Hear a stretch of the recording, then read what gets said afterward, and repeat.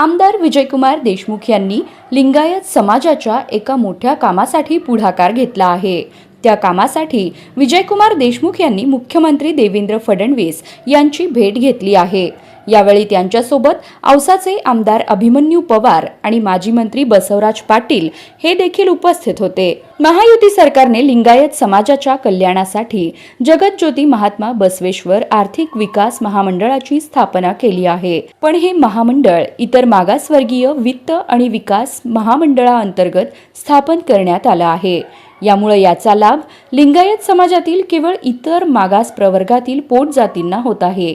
या कारणाने या महामंडळाला स्वायत्तता देण्यात यावी, तसंच सुधारित शासकीय आदेश निर्गमित करून वीरशैव लिंगायत सोबतच लिंगायत व हिंदू लिंगायत या शब्दांचा समावेश करण्यात यावा, या मागणीसाठी विजयकुमार देशमुखांनी फडणवीस यांची भेट घेतली आहे। तसंच महामंडळामार्फत देण्यात येणाऱ्या कर्जाची उच्चतम मर्यादा 10 लाख रुपयांवरून वाढवून 25 लाख रुपये करण्यात यावी। महामंडळाअंतर्गत जिल्हा स्तरावर अधिकारी व कर्मचारी यांच्या नियुक्त्या करण्यात याव्यात। तसेच महामंडळामार्फत प्राप्त कर्ज प्रकरणे मंजूर करण्याबाबत सर्व बँकांना उचित निर्देश देण्यात यावेत, अशीही विनंती यावेळी त्यांनी केली। मुख्यमंत्री देवेंद्र फडणवीस यांनी सर्व बाबी तपासून प्रस्ताव सादर करण्याच्या सूचना प्रशासनाला दिल्या आहेत।